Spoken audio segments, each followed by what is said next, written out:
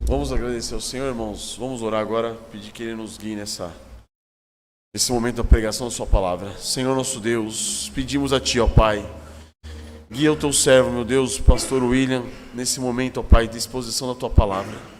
Use-o, Pai, envia o Teu Santo Espírito, meu Deus, para que venha falar por meio dele e falar aos nossos corações. Ó Senhor, alcance com a Tua graça e a Tua misericórdia os perdidos, os nossos filhos, as nossas crianças, ó Deus, aqueles homens e mulheres que estão aqui hoje, ó Pai, que precisam compreender a grandeza da sua miséria, dos seus pecados e a grandeza do Salvador que é o nosso Senhor Jesus Cristo. Alcance, ó Pai, com salvação os perdidos. Ó Senhor, revigora em nossa alma, em nosso coração, meu Deus, a alegria da Tua salvação. Ó Pai, que sejamos tocados pela Tua mensagem, a Tua palavra venha encontrar em nossos corações, meu Deus, abrigo, possamos abrigá-la e nos alimentarmos dela, ó Deus. Nós te pedimos em nome do Senhor Jesus. Amém, Senhor.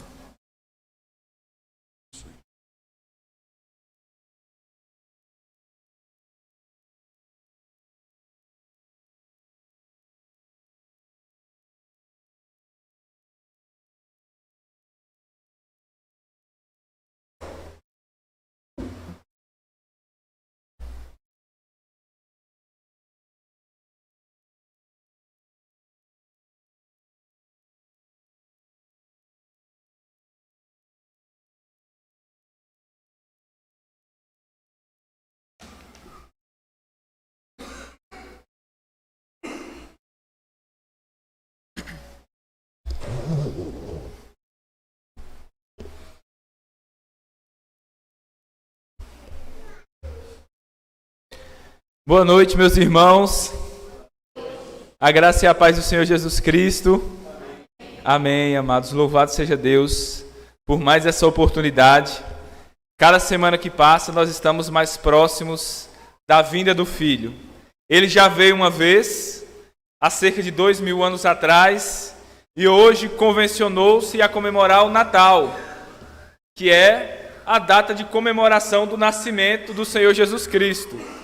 O Spurgeon tem uma frase interessante a respeito da data do Natal, como o 25 de dezembro, que ele fala assim: olha, se tem uma coisa que nós podemos saber a respeito da data de Natal, comemorada no dia 25, é que não foi nesse dia. Mas não importa exatamente que dia foi. O que importa é que ele veio. É que ele morreu por nós, ressuscitou por nós e voltará uma segunda vez. Então hoje, assim como nós fazemos no dia do Senhor, peguemos mais essa oportunidade para lembrar ainda mais o nascimento do nosso Salvador e da grande salvação que Ele veio nos trazer. E hoje nós vamos falar novamente sobre isso, sobre a tão grande salvação que Cristo nos veio trazer. Eu quero pedir aos irmãos para abrirem as suas Bíblias em Romanos 8. Vamos fazer uma leitura nos versículos 28, 29 e 30. Nós já lemos nesta noite, mas vamos lê-los ainda mais uma vez para que fiquem bem fixos em nossa mente, para que nós possamos nos deleitar com todas essas verdades preciosas que são ditas aqui. Diz assim então a palavra de Deus: sabemos que todas as coisas cooperam para o bem daqueles que amam a Deus, daqueles que são chamados segundo o seu propósito, porque aos que de antemão conheceu, também os predestinou para serem conformes à imagem do seu Filho, a fim de que ele seja o primogênito entre muitos irmãos. E aos que predestinou, a estes também chamou. E aos que chamou, a estes também justificou. E aos que justificou, a estes também glorificou. Vamos orar ao Senhor, meus irmãos. Pai amado, nesta noite nós nos colocamos diante de Ti, Senhor, mais uma vez. Sim, ó Pai, é bem verdade que o Senhor está em todos os lugares, ó Deus. O Senhor está presente, ó Pai, em Sua onisciência, em todos os lugares e vê todas as coisas, ó Pai. Portanto, não há como fugir da Sua presença. Contudo, Senhor, nesta noite nós queremos entrar na Sua presença de uma maneira especial. Nós queremos, ó Deus, habitar em Tua casa, em Tua presença. Ó Deus, queremos estar em Teu santo templo. e contemplar a sua formosura e inquirir, ó Pai, sobre as suas verdades eternas, ó Pai, e pedir que o Senhor nos revele, ó Deus, os mistérios profundos da sua palavra, ó Pai. Que o Senhor nos revele o seu propósito, o seu beneplácito, ó Pai, que o Senhor propôs desde a eternidade em Cristo Jesus, quando antes da fundação do mundo nos elegeu nele e nos predestinou para filhos de adoção, de modo, ó Pai, que a nossa salvação não é um assunto, ó Pai, de ontem e nem do dia em que nós nos convertemos, mas é um assunto, ó Pai, que o Senhor tem tratado desde a eternidade no seu plano maravilhoso da redenção. Ó Senhor, ajuda-nos a entender um pouco mais, ó Pai, a respeito dos teus decretos eternos, a respeito dessa tão grande salvação, ó Pai, que nos foi dada em Cristo Jesus. Ó Deus, desde a eternidade, que à medida que nós entendemos essas verdades, nós sejamos, ó Pai, capacitados a viver no presente, ó Pai. Ó Deus, com toda sobriedade, com toda honestidade, com todo fervor, com toda a piedade. Ó Senhor, desenvolvendo essa salvação que o Senhor nos deu, ó Pai, operando com tremor e tremor, Senhor, a nossa salvação diante de Ti, ó Pai, enquanto nós aguardamos a vinda do nosso Senhor e Salvador Jesus Cristo. Toca em nossos corações, ó Deus. Senhor, que nesta noite a pregação não venha a nós apenas em palavra, mas em poder, pois as palavras, ó Deus, de nada nos adiantam, a letra seca apenas nos mata, mas a Tua palavra, Deus, quando é pregada no poder do Teu Espírito Santo, e o Espírito aplica aos nossos corações, então isso se torna vida, isso se torna esperança e força, para que nós possamos viver uma vida agradável a Ti, ó Deus. Ó Senhor, eu Te peço essas bênçãos, ó Deus, sabendo, ó Pai, que o Senhor quer dar essas coisas para a sua igreja, Senhor. Ó Deus, concede-nos, ó Deus, tais bênçãos, em nome do Teu Filho Jesus Cristo, ó Pai. É no nome dele que oramos. Amém. Amém, meus queridos irmãos. Amados, dando sequência à nossa série de mensagens sobre a salvação, hoje e nas próximas mensagens, nós vamos falar sobre aquilo que os teólogos antigos chamaram de Ordo Salutis, que é uma expressão latina que significa a ordem da salvação. Ou seja,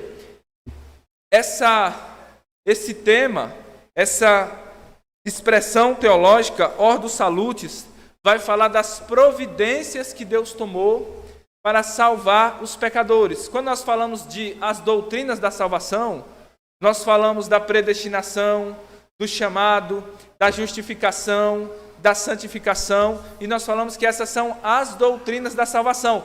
Mas, na verdade, só existe uma doutrina só, que é a doutrina que é segundo a piedade, que é a sã doutrina. Então, é como se essa doutrina fosse um diamante, e a doutrina da justificação, a doutrina da santificação fossem facetas desse diamante. Então não são doutrinas diferentes. São, por assim dizer, facetas de uma mesma doutrina, que a Bíblia vai chamar dessa tão grande salvação que nós recebemos em Cristo Jesus. Então nós vamos, por assim dizer, nas próximas pregações, irmos virando as facetas desse diamante. E à medida que nós vamos contemplando toda essa beleza, essa riqueza, que nós possamos cada vez mais adorar a Deus, crer mais nele e encher o nosso coração de esperança na salvação que nós recebemos em Cristo Jesus. Aqui em Romanos 8 e em várias outras passagens da Bíblia, nós encontramos, por assim dizer, breves esboços da salvação, como nós vamos ler mais à frente com mais detalhes, mas quando nós chegamos aqui em Romanos 8:30, Deus vai fazer um resumo da salvação. Ele vai dizer na sua palavra, aqueles que ele predestinou, ele chamou, ele justificou e ele glorificou. Então, em 4 palavras, ele resume toda a salvação, todo o evangelho da nossa salvação. E nós vamos mais à frente falar um pouco mais sobre isso. O texto da minha pregação, então, é uma das passagens mais gloriosas da Escritura. Ele nos revela o propósito e os decretos eternos de Deus a respeito de nós, que pelo beneplácito divino herdaremos a salvação. Esse é mais um daqueles textos que nos mostram quão grande é essa salvação que Cristo nos veio trazer. Imaginemos por um momento, meus irmãos, a seguinte situação. Uma pessoa qualquer passa aqui um dia e vê ali, igreja. Ela fala assim, um dia eu vou visitar essa igreja. Ela sente um certo desejo de ir visitar a igreja, um certo interesse pelas coisas de Deus. Então, um certo dia, ela entra por essas portas, assenta numa cadeira como essa, ouve uma pregação, por exemplo, baseada em João 1,12, que diz assim: mas a todos quantos o receberam a Jesus Cristo, deu-lhes o poder de serem feitos filhos de Deus, aos que creem no seu nome. Então essa pessoa ouve a pregação, ela entende a pregação, ela crê no Evangelho e ela é salva por Cristo Jesus. Diante dessa situação, então, tem uma pergunta a fazer para os irmãos. E a pergunta é essa: por que essa pessoa foi salva? Eu descrevi o processo de salvação dela. Ela entrou na igreja, ouviu a pregação, creu e foi salva. Mas a questão que eu estou colocando para os irmãos é: por que ela foi salva? Qual é o motivo, a razão da salvação dela? Talvez alguém poderia pensar que se nós tivéssemos mais conhecimento a respeito da história da vida dela, ou das circunstâncias da vida dela, então nós teríamos possíveis respostas. Por exemplo, alguém poderia pensar que se nós soubéssemos que aquela pessoa foi alguém que teve problemas com seu pai na infância, nós podemos pensar então que a salvação talvez afetou ela diretamente. Ela ouviu ali falando que aqueles que creem se tornam filhos de Deus, e que Deus é um pai amoroso para os seus filhos, um pai amoroso que ela nunca teve. Então ela foi afetada diretamente pela pregação por causa daquele pai que ela nunca teve na infância. Ela foi despertada para a sua condição miserável e finalmente ela creu em Cristo, ela se tornou uma filha de Deus, ela foi salva. É uma possível explicação se nós olharmos para a história de vida dela. Ou talvez nós podemos olhar para as circunstâncias dela. Talvez a gente pode dizer que ela foi salva simplesmente porque naquele dia alguém convidou ela para vir para o culto. Ou porque ela, por meio de uma curiosidade, entrou no culto, ouviu a pregação e foi salva. Ou talvez outras pessoas diriam que ela foi salva. O grande motivo da salvação dela é que ela usou o livre-arbítrio dela. Ela estava lá sentada no banco, ela ouviu a pregação, ela usou o livre-arbítrio dela. Quando o pregador fez um apelo perguntando quem queria aceitar Jesus para ser salvo, ela respondeu a esse apelo, decidiu aceitar Jesus e então ela foi salva. Ou talvez por algum outro motivo semelhante. Esses são os motivos que costumam ser dados popularmente para que alguém seja salvo. Porém, meus amados, seja qual for o motivo que nós possamos dar para a salvação de uma pessoa, se nós olharmos apenas para a história de vida dela ou para suas circunstâncias exteriores, nós temos uma visão muito baixa, uma visão muito superficial do que é a salvação. E, infelizmente, este é normalmente a visão, a razão da salvação que a maioria dos evangélicos possuem. São explicações humanistas, explicações superficiais da salvação da pessoa, as quais distorcem o caráter de Deus e a verdadeira salvação bíblica, o modo como a pessoa é salva, que é uma obra completamente não de atitude ou iniciativa humana, mas de uma iniciativa soberana de Deus, do Pai, do Filho e do Espírito Santo, na salvação dos pecadores. Então, nessa noite, meus irmãos, eu quero convidar vocês a irmos mais fundo, a examinarmos de maneira mais profunda, mais bíblica, o motivo da salvação das pessoas. Vamos além dessas explicações superficiais e humanistas. Vamos mais a fundo na revelação de Deus, para que nós possamos sondar a altura, a profundidade e a largura dessa grande salvação que Cristo veio nos trazer. Por meio disso, nós vamos enfatizar hoje o principal elo da corrente da nossa salvação. Imaginando que a nossa salvação é uma corrente de ouro, como os puritanos gostavam de dizer, cada elo representa uma parte da nossa salvação. Então, por assim dizer, hoje, conforme Romanos 8:3, 8:30, também o versículo 29, vamos examinar o primeiro elo dessa corrente da nossa salvação, que a palavra vai dizer que é a predestinação. Romanos 8:30 vai dizer: aqueles que ele predestinou, ele chamou, justificou e glorificou. Porém, meus irmãos, à medida que nós vamos tratar da doutrina da predestinação, logo surge à nossa mente o quê? Essa é uma doutrina polêmica. Essa é uma doutrina que costuma suscitar debates acalorados. Uns dizem de um jeito e outros dizem de outro modo. Talvez a primeira vez que você ouviu essa palavra predestinação foi num contexto de debate. Talvez num programa de debate, na internet, ou uma pessoa xingando a outra. E geralmente essa palavra, infelizmente, tem sido mal usada por muitos.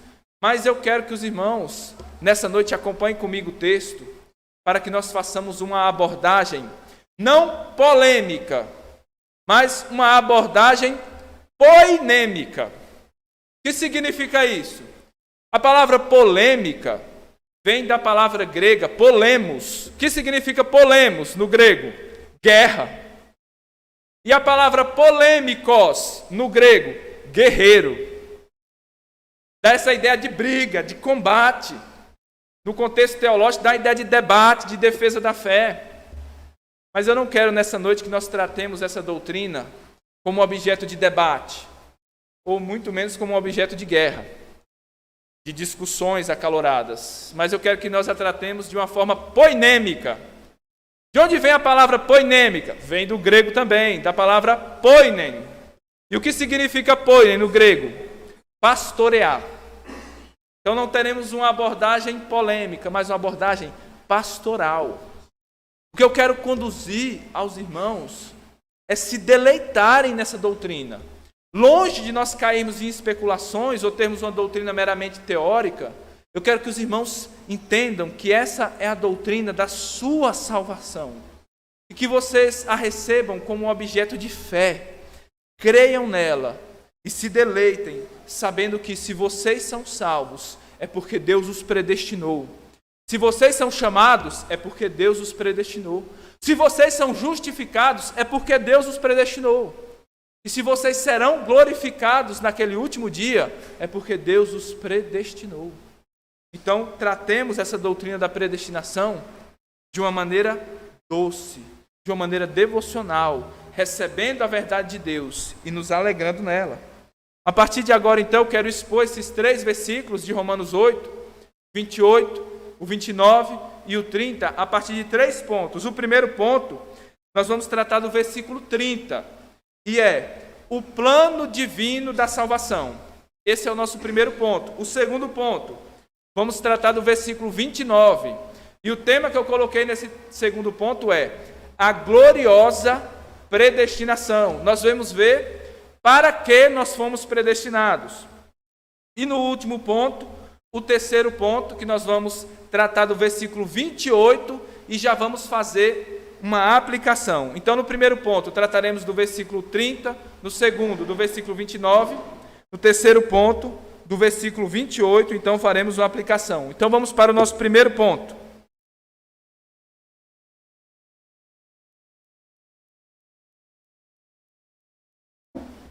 Primeiramente, meus irmãos, eu quero que vocês olhem para o versículo 30 e vejam aí o plano divino da nossa salvação. Diz assim em Romanos 8:30: e aos que predestinou, a estes também chamou, e aos que chamou, a estes também justificou, e aos que justificou, a estes também glorificou. Vou repetir tanto isso durante a pregação que você vai sair daqui tendo decorado esse versículo. Como eu disse a princípio, ao contrário da visão superficial que reina em muitas igrejas e no movimento evangélico de maneira geral, a salvação não é um assunto fácil, que depende do homem e que qualquer pessoa pode fazer. Salvação não é só aceitar Jesus. e nem é algo que pode ser obtido por meio de uma decisão do livre-arbítrio e que pode ser perdido se você cometer algum pecado grave, algum pecado escandaloso. Não, meus irmãos. Tampouco o plano de salvação bíblico pode ser resumido em 4 leis espirituais ou em frases como: Jesus te ama e eu também. Ou Deus te ama e tem um plano maravilhoso em sua vida. Não. A doutrina bíblica é muito mais profunda do que isso. Se a Epístola aos Romanos é o livro mais profundo da Bíblia, no que diz respeito a explicar o Evangelho do Senhor Jesus Cristo de maneira mais clara e completa, nós podemos dizer aqui que Romanos 8, ele é especialmente assim. Ali nós somos apresentados a maneira resumida, sucinta e clara, do modo como Deus salva pecadores. Especialmente aqui em Romanos 8:30. Aqui nos são reveladas muitas verdades sublimes. Eu quero agora considerar com os irmãos pelo menos 3 verdades sublimes reveladas aqui nesse versículo a respeito desse plano divino de salvação.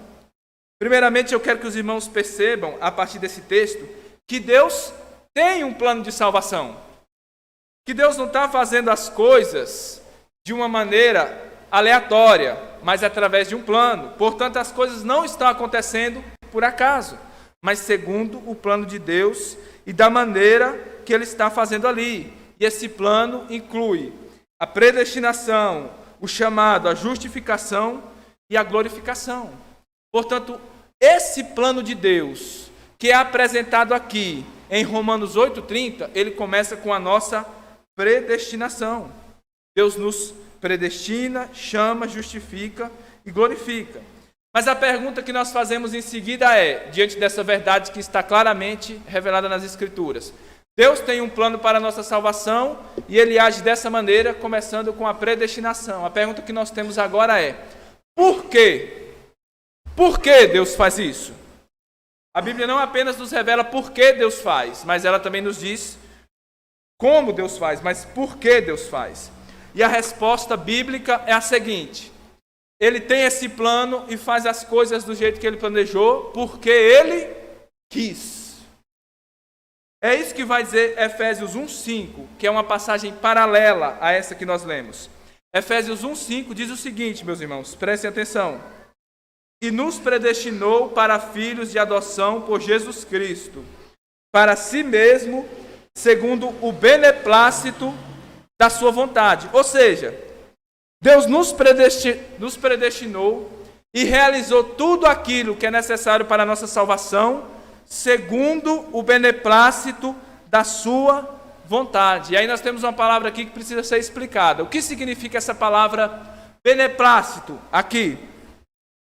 A palavra beneplácito aqui é uma tradução da palavra grega eudokia. E o que é que ela significa? Boa vontade, bom prazer. Essa palavra aqui, ela também aparece lá em Filipenses 1:15, quando Paulo diz assim: verdade é também que alguns pregam a Cristo por inveja e porfia, mas outros pregam a Cristo de boa vontade. Pregam a Cristo com beneplácito, com bom prazer, com uma boa disposição do seu coração. Então, o primeiro ponto que eu quero que os irmãos vejam aqui é que Deus tem um plano de salvação. E que esse plano é um plano divino, realizado segundo o seu beneplácito, segundo Ele quis. O plano divino depende apenas da vontade de Deus. O segundo ponto é que esse plano divino para a nossa salvação, ele é perfeito e ele é eterno. Primeiramente, ele é eterno. O plano de Deus é como o próprio Deus. É de eternidade a eternidade. Vejam o que está escrito também em Efésios, capítulo 1, do versículo 4 ao 5, que diz assim: como também nos elegeu nele, em Cristo, antes da fundação do mundo, para que fôssemos santos e irrepreensíveis diante dele em amor, e nos predestinou para filhos de adoção por Cristo Jesus, para si mesmo, segundo o beneplácito dessa vontade. A predestinação que Paulo fala ali em Romanos é a mesma que ele fala aqui em Efésios. E aqui em Efésios, Paulo diz claramente o tempo que aconteceu, essa eleição e essa predestinação. Ele vai dizer, é desde os tempos eternos. É antes da fundação do mundo, ou seja, é antes de todas as coisas serem criadas, inclusive o tempo. Se isso aconteceu antes do tempo, então aconteceu na eternidade. E tudo que acontece na eternidade,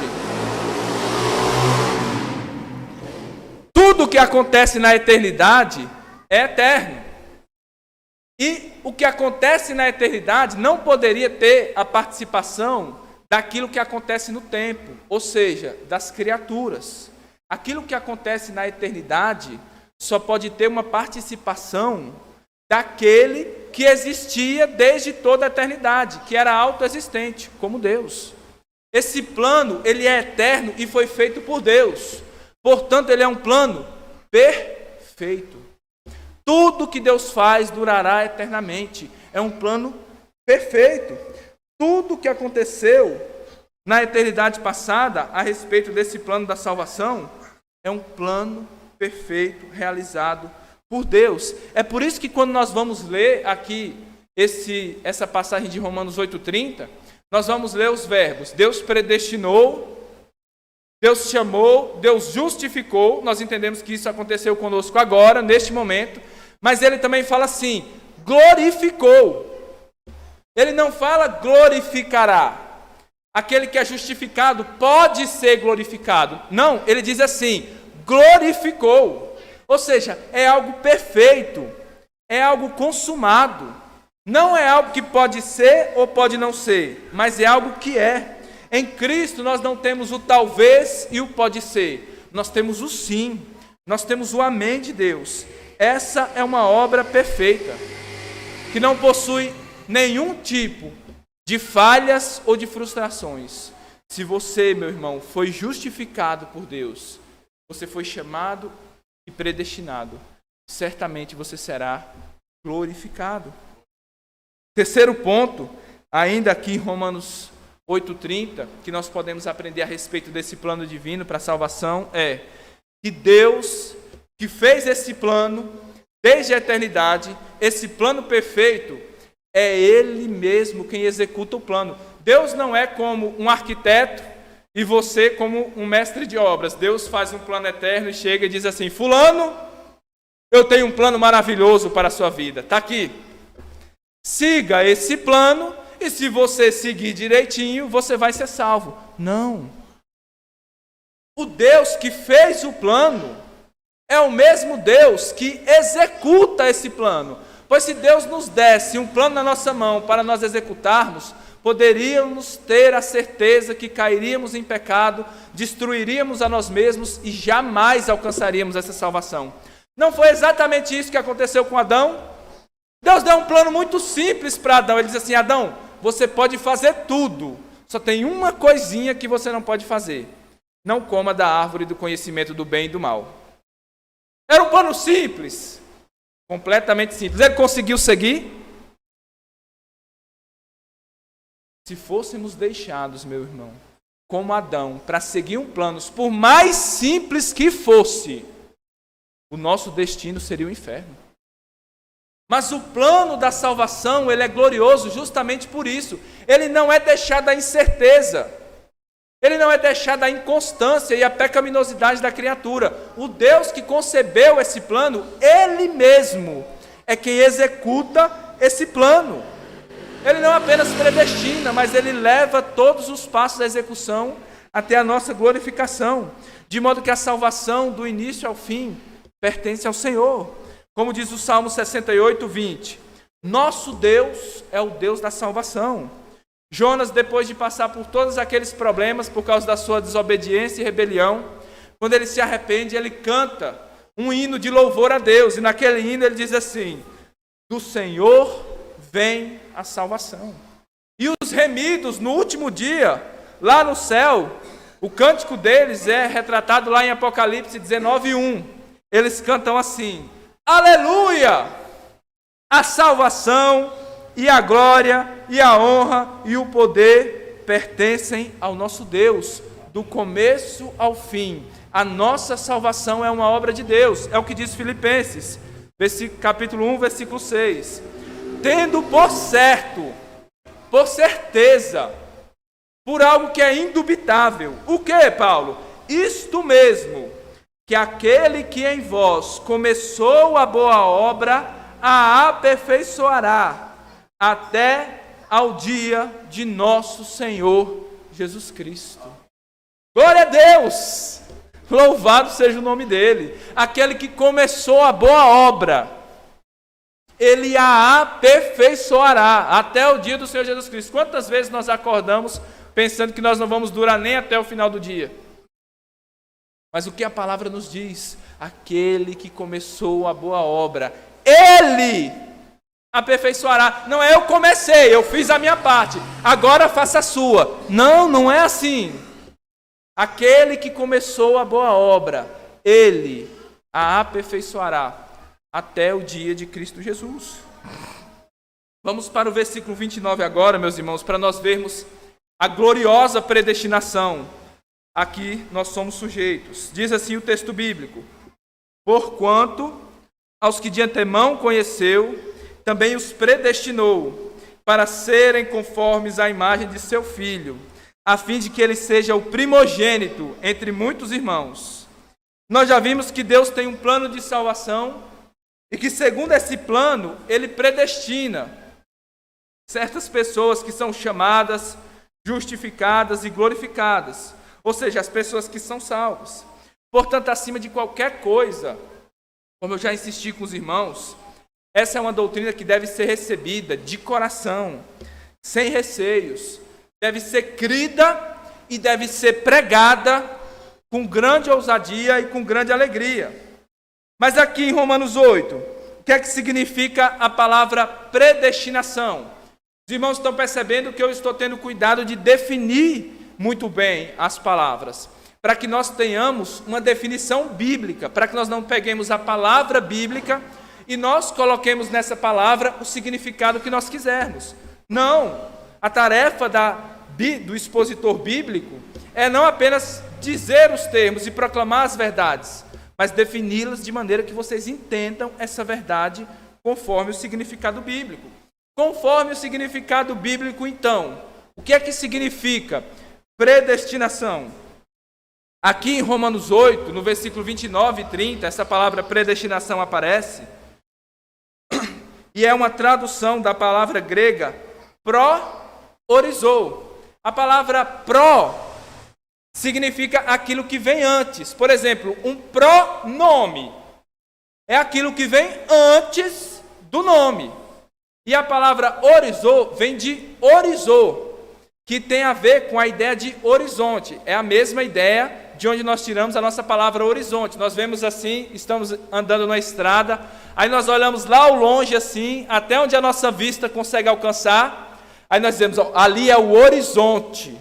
Ou seja, ali é o limite fixado até onde a nossa mente, onde a nossa vista pode ver, pode enxergar. Essa palavra, então, priorizou, é formada por essas duas palavras, e ela significa pré-determinar, estabelecer um limite de antemão, estabelecer um fim desde o começo. Interpretando, então, a palavra predestinar aqui no seu contexto, ela quer dizer claramente que Deus, desde a fundação do mundo, predeterminou o fim de algumas pessoas. E o fim dessas pessoas é a glorificação, ou seja, a salvação.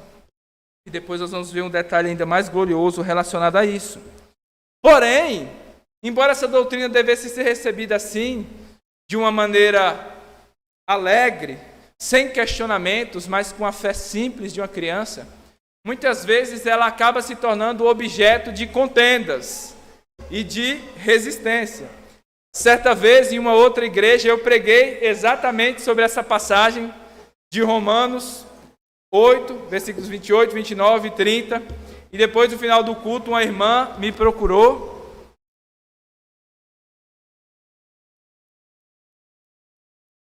E essa irmã estava indignada. Ela falou assim: isso não é uma pregação para você fazer no dia de domingo.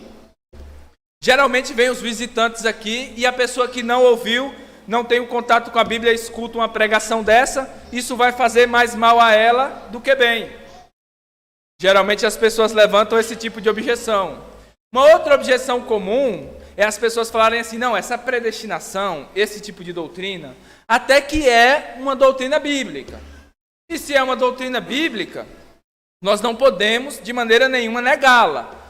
Porém, essa é uma doutrina teórica, é uma doutrina difícil, não é uma doutrina prática, uma doutrina fácil que deveria ser pregada na igreja para que os irmãos pudessem entendê-la. Mas é uma doutrina que deveria ser relegada mais a um seminário, a um ambiente acadêmico. Isso seria uma coisa para teólogos, para estudantes de teologia tratarem, e não tanto para as pessoas comuns.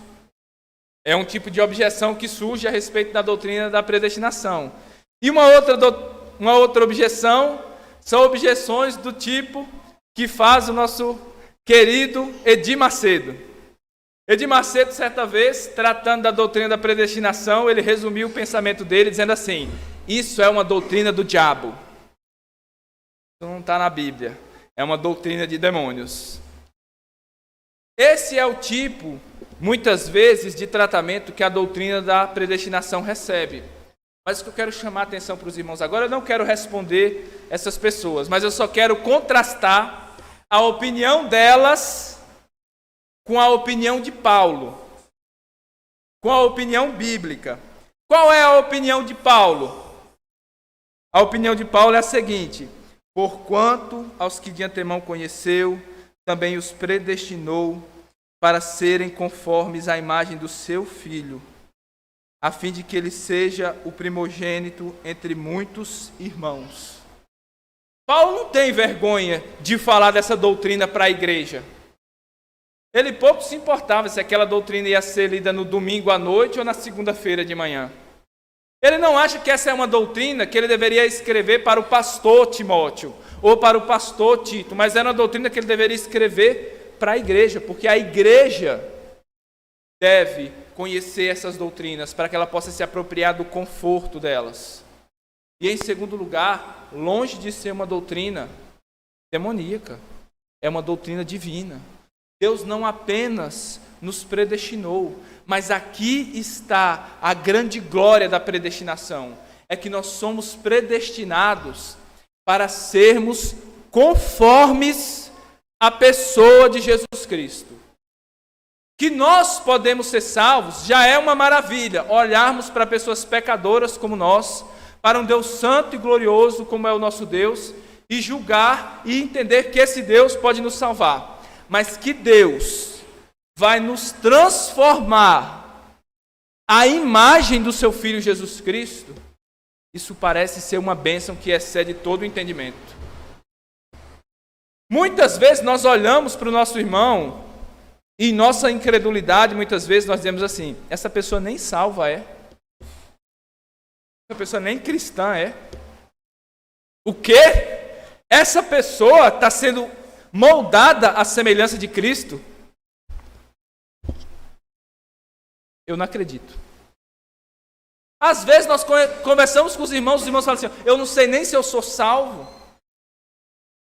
Eles entenderam a grandeza do que está sendo dito aqui.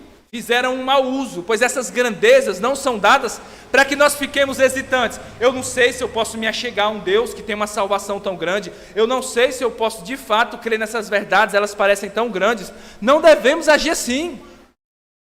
Essas grandezas nos são oferecidas para a nossa bênção, para o nosso deleite, para o nosso gozo. Eis a grande grandeza, a grande glória da predestinação. É que nós somos predestinados, meus irmãos, para sermos conformes o Senhor Jesus Cristo. Interpretando essa passagem, Spurgeon comenta o seguinte: Deus ama tanto o seu Filho, mas tanto o seu Filho, que ele quis, por assim dizer, produzir várias cópias de Jesus Cristo, nas quais ele pudesse se deleitar, tanto quanto ele se deleita no seu Filho Jesus Cristo. Deus ama você com amor eterno, com amor semelhante ao amor que ele ama ao seu Filho Jesus Cristo. E esse amor de Deus vai transformando você, a imagem do Filho dele. Isso não constrange o seu coração? Ouvir essas verdades não lhe comove? Se o seu coração está tão duro que você não consegue se comover, chorar, se emocionar com essas verdades, então chore pela dureza do seu coração. Se essas verdades centrais do Evangelho não nos comovem, irmãos, nada nos comoverá. Nada! Às vezes nós pensamos assim, olha, eu estou aqui na vida cristã fraca, eu preciso ter uma rotina mais firme. Eu preciso ser mais sério, eu preciso, de agora por diante, colocar uma regra na minha vida e dizer assim, todo dia eu vou ler a Bíblia durante 1 hora. Aquele pecado que eu não estava vencendo, hoje eu vou tomar uma decisão e vou vencê-lo. Aquilo que eu não estava fazendo, agora eu vou fazer uma resolução de vencer. Que tolice! A lei nunca pode nos aperfeiçoar. A lei nunca pode fazer-nos vencer um pecado. Você, com as suas resoluções e com as suas atitudes, nunca podem aperfeiçoar a si mesmo. A única pessoa que pode aperfeiçoar a obra de Deus na sua vida é Deus. E Ele nos transforma não por meio da lei de Moisés, mas por meio do Evangelho e por meio de Cristo. Mas uma pessoa ouvindo isso, William, não pode simplesmente cair em pecado, abusar dessas verdades e viver uma vida em pecado? Pode! Mas isso vai mostrar o quê? Que ela não entendeu nada do Evangelho. Porque o Evangelho, meus irmãos, entendam, a predestinação de Deus, essa tão grande salvação que nós recebemos, não é apenas informações intelectuais, e a fé não é apenas um dom para nós sabermos que Deus existe e de alguma maneira crer nele de uma forma vaga. Não. O Evangelho de Deus, a fé que Deus nos dá é poder. Você vai saber se você creu verdadeiramente, porque isso não vai ser apenas uma palavra de boca, mas vai ser poder em sua vida. Você vai ter poder de Deus, de tal maneira que você vai se alegrar no mandamento de Deus, e você vai sim vencer o pecado, mas não baseado na força que você tem, na força do seu braço, mas na força que Deus dá, na força do poder de Deus. E eu não conheço, meus irmãos, algo que pode nos fazer mais confiantes em Deus. Não conheço um alimento mais poderoso para a fé do que termos a convicção de que tudo que tem sido realizado em nossas vidas não provém do homem, mas é uma obra gloriosa que Deus tem realizado, que Ele começou e que Ele levará ao cabo, segundo a sua grande mão sobre nós, segundo a sua grande salvação. Que gloriosa predestinação, meus irmãos. Eu estou diante de pessoas que estão sendo transformadas à imagem do seu Filho Jesus Cristo. Essa é a maior bênção que você pode obter. Porque nós não nos alegramos com essas coisas, mas se hoje você soubesse que você teria ganhado R$1 milhão, você daria um pulo tão grande dessa cadeira que bateria a cabeça no teto. Por quê? Porque nos falta fé para crer nessas coisas. Nos falta fé. Então nós chegamos, sentamos nesses bancos, ouvimos essas coisas. Sinceramente, elas não nos impactam. Impactam? Por que não impactam? Porque nos falta fé. E por que nos falta fé? Porque nos falta a palavra de Deus. A Bíblia diz que a fé vem por ouvir a palavra de Deus. Então ouçam essas palavras, mas apliquem aos seus corações, porque a palavra de Deus vai ser o combustível para a sua fé, para que você saia se regozijando nessas verdades, para que você tenha força e poder para vencer a vida cristã. Como? Sabendo que Deus nos predestinou para que nós sejamos a imagem do seu Filho Jesus Cristo. Ele nos chamou, Ele nos salvou com a santa vocação, segundo essa graça que Ele nos prometeu em seu Filho Jesus. No passado nós fomos predestinados em Cristo, no futuro nós seremos glorificados em Cristo. Essa é a grande esperança de salvação que nós temos, meus irmãos. E por fim, vamos para o versículo 28. E a pergunta que eu quero fazer agora para os irmãos é a seguinte: eu falei aqui que Deus tem um plano de salvação e que esse plano de salvação começa com a predestinação e vai sendo seguido por outras providências que Deus toma para nos salvar. Nós sabemos que há uma salvação, nós sabemos que há os predestinados, mas a pergunta que eu quero fazer para vocês agora é: quem são esses predestinados? Você é predestinado? Como nós podemos saber se somos ou não? Como nós podemos saber se Deus tem uma obra em nossas vidas? Se de fato nós somos desses a quem Paulo está se referindo aqui? Porque a pior tragédia do mundo, meus irmãos, é você achar que é uma coisa quando você não é. A própria Bíblia diz: se alguém pensa que é alguma coisa não sendo nada, engana-se a si mesmo.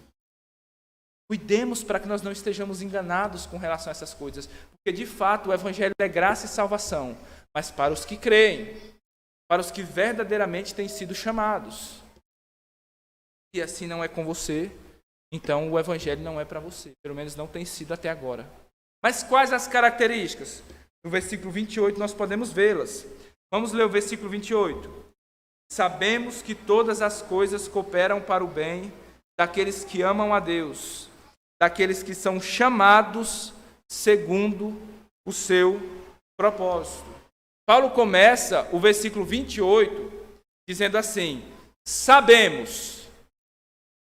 Aquilo que ele vinha dizer a seguir, no finalzinho do versículo 28, no 29 e do 30, não é um assunto que nós devemos ignorar. Não é um assunto que você pode deixar para depois. É um assunto que você deve saber. Porém, não nos é suficiente saber que existe uma predestinação. O assunto mais importante para nós é: eu sou um participante dessa predestinação. E vocês, pais, devem estar preocupados não apenas com a sua própria salvação, se vocês são ou não predestinados, mas vocês devem olhar para os seus filhos e dizerem: será que meu filho é um predestinado? Vocês, esposos, devem olhar para suas esposas e dizerem: será que a minha esposa é uma predestinada, conforme o texto bíblico nos diz? A nossa preocupação tem que ser conosco e com os nossos. Nosso principal interesse, então, é esse. Eu sou um dos predestinados. E a Bíblia nos dá as características desses predestinados. 3 características nós vamos observar. E eu peço que os irmãos agora, com toda a seriedade diante de Deus, examinem se vocês têm essas características ou não. Se os seus filhos têm essas características ou não. Se nós somos os predestinados que a Bíblia descreve ou não. Que o nosso coração medite nessas coisas com toda seriedade. Se Deus vai nos salvar, Ele vai nos salvar por meio de uma pregação como esta. Então estejamos atentos, pois hoje pode ser o dia da sua salvação. Você não é salvo. Aqui, então, nesse texto, nós vemos 3 características. A primeira delas é que aqueles que foram predestinados numa eternidade passada são aqueles que no tempo são chamados. Então a primeira característica de um predestinado é que ele é um chamado. O que é um chamado? É aquele que ouve a pregação do Evangelho e crê nela e se arrepende dos seus pecados. Então a primeira coisa que eu quero lhe perguntar é: você já creu no Evangelho? Você já ouviu o chamado de Deus lhe chamando?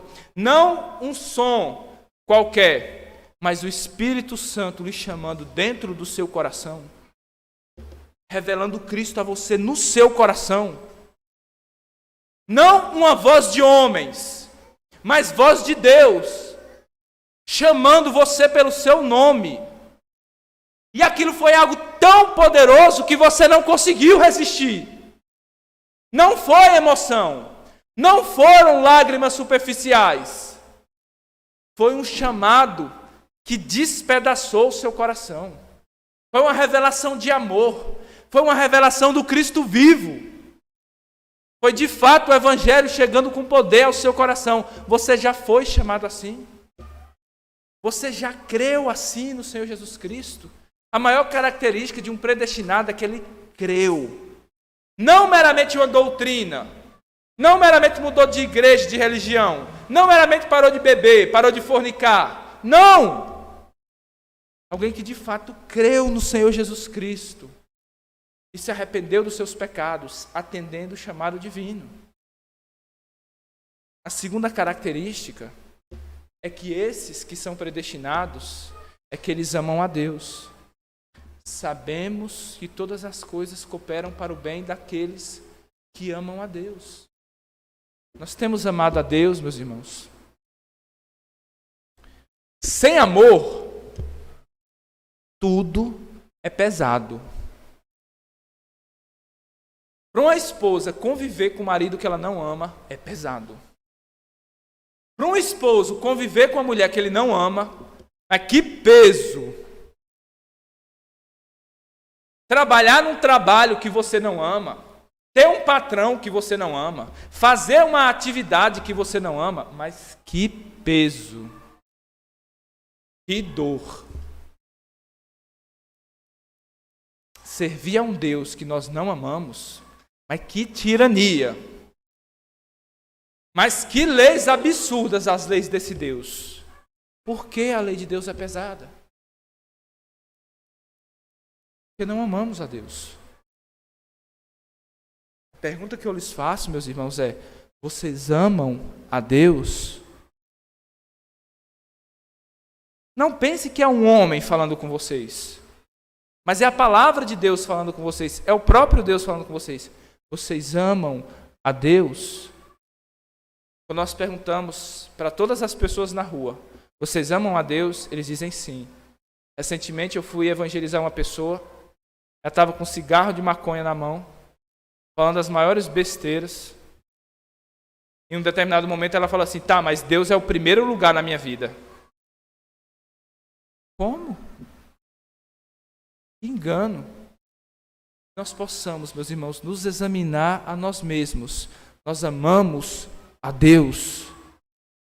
Se não amamos, todo esse culto que nós estamos fazendo aqui e toda a nossa vida cristã é uma mentira. Porque não é feito por amor. Imagine que você homem, tem uma noiva. Aí você pergunta para ela: você me ama? Aí ela diz para você: claro que eu amo.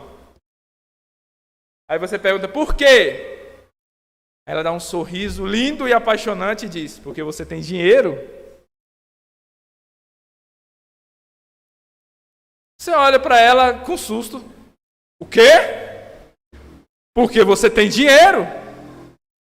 Olha como é bom amar você. Você me dá dinheiro, eu compro tudo o que eu quero, você comprou o meu carro, você comprou a minha casa, tudo que eu quero você me dá. Como não amar uma pessoa como você? Mas e se eu não tivesse dinheiro? Ah, se você não tivesse dinheiro eu não te suportaria, viu? Na verdade eu acho você uma pessoa insuportável. Mas como você me dá dinheiro, eu te amo. Que trágico seria assim. Você queria, como homem, uma mulher dessa? Se um homem dissesse isso para a mulher: eu te amo pelo dinheiro, você queria ainda essa mulher? Não. Você acha que Deus, meus irmãos, Ele aprova os interesseiros? Você acha que Ele está interessado em pessoas que o buscam pelo que Ele tem, pelas bênçãos que Ele pode dar? Ou Ele está interessado no coração, no amor? Se você ama a Deus de coração, é uma grande evidência que você é um predestinado. Em terceiro lugar, esses predestinados são aqueles que estão sendo conformados à imagem do Senhor Jesus Cristo. Você não é perfeito e há muitos pecados na sua vida. Mas quando você olha para trás, você diz assim: eu não sou quem eu deveria ser, mas eu já não sou quem eu era. Eu tenho avançado na conformidade com o Senhor Jesus Cristo. A minha vida tem cada vez mais espelhado a Cristo para minha esposa, para os meus filhos, para os meus irmãos, para os que convivem comigo. Eu tenho me parecido mais com o Salvador. Tem sido assim a sua vida? Examine-se. E aí nós temos duas respostas a esse exame, nós encerramos. A primeira resposta é você que viu isso, essas três evidências, o chamado, o amor, a conformidade com Cristo, e diz assim: se isso aí de fato são as características dos que estão predestinados, então eu não sou. Essas características não estão em minha vida. E eu temo que eu vá para o inferno. Meus irmãos, a pregação do Evangelho, ela nunca nos deixa sem esperança. Se de fato você não viu essas características na sua vida, isso não lhe dá o direito de se julgar um predestinado. Mas nem lhe dá o direito de se julgar um não predestinado sem esperança. Porque o Evangelho ele nos chama hoje. Se você não foi chamado ainda, você pode ser chamado hoje. Se você não ama a Cristo, o amor a Cristo pode ser lhe dado hoje. E você pode começar hoje a ser transformado à imagem do Filho Jesus Cristo. Como? O Evangelho nos diz, Atos 16, 31. Creia no Senhor Jesus Cristo e você será salvo. E esse será o único meio pelo que você poderá discernir a sua predestinação. Creia no Senhor Jesus Cristo e você será salvo. E assim você saberá que você foi um dos predestinados. Creia no Senhor Jesus Cristo. Creiam, crianças. Creiam. Aplique essa palavra ao seu coração. Aplique essa palavra ao seu coração, Luiz Otávio. Aplique ao seu coração, Yasmin. Você, Sofia, apliquem ao coração de vocês. Creiam no Senhor Jesus Cristo para que vocês sejam salvos. Seja salva, seja salvo. E sejam participantes dessa gloriosa salvação e predestinação. Mas se você, em último lugar, ao se examinar, sinceramente, meu irmão, você pode dizer diante de Deus que, embora com muitas falhas e fraquezas, você pode observar essas características em você. Meu irmão, quão abençoado você é. Quanta graça Cristo tem derramado em sua vida. Que privilégio você tem de ouvir o Evangelho e ser chamado. Porque esse chamado vai mostrar que você esteve no coração de Cristo desde a eternidade.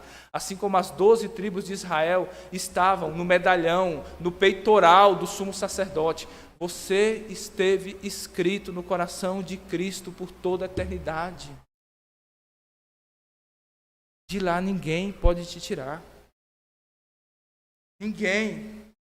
Você está salvo. Você está salvo por meio de Cristo Jesus. Que diremos, pois, à vista dessas coisas? Se Deus é por nós, quem será contra nós? Aquele que não poupou o seu próprio filho, antes por todos nós o entregou, porventura não nos dará graciosamente com ele todas as coisas?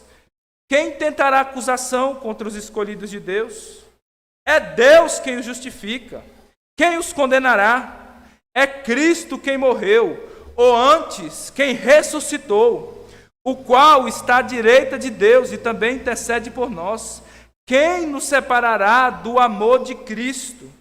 Será a tribulação, ou a angústia, ou a perseguição, ou a fome, ou a nudez, ou o perigo, a espada, como está escrito, por amor de ti, somos entregues à morte todo dia, fomos considerados como ovelhas para o matadouro.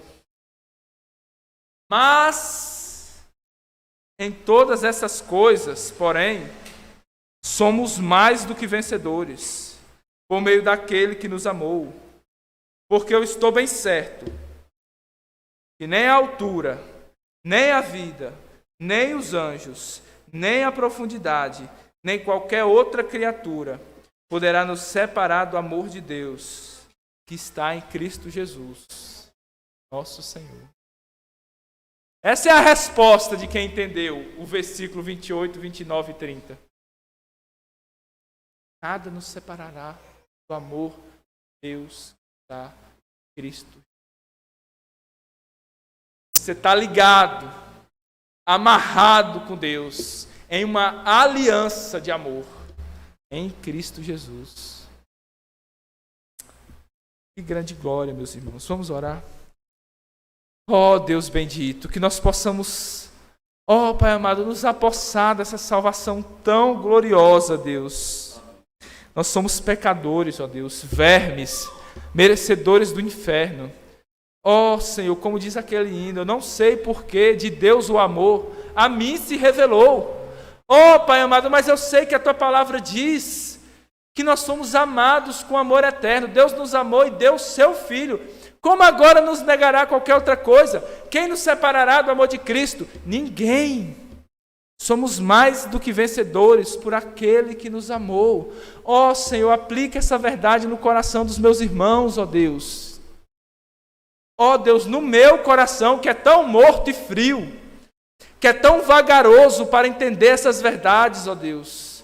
Ó Senhor, que possamos andar à luz desse Evangelho, à luz dessa salvação gloriosa, à luz, ó Deus, ó Pai amado, do Evangelho do nosso Senhor Jesus Cristo, que possamos sair daqui regozijando, ó Pai, por tão grande salvação. Ó Senhor, mas a nossa salvação, a nossa alegria não é completa se nós, ao saborearmos esse banquete doce do Evangelho, nós olharmos para o lado e vermos que os nossos filhos ainda estão em fel de amargura e em laço de iniquidade. Ó Deus, salva-os, ó Deus. Quão triste, Senhor, é pensar, ó Deus, que enquanto muitos de nós vamos ser salvos, talvez muitas das pessoas que estão aqui, ó Pai, não serão salvas, mas irão para o inferno. Pelo menos estão indo para o inferno agora, porque não creem e a ira de Deus está sobre eles. Ó Deus, ó Senhor, não podemos deixar de derramar lágrimas por essas almas, ó Deus.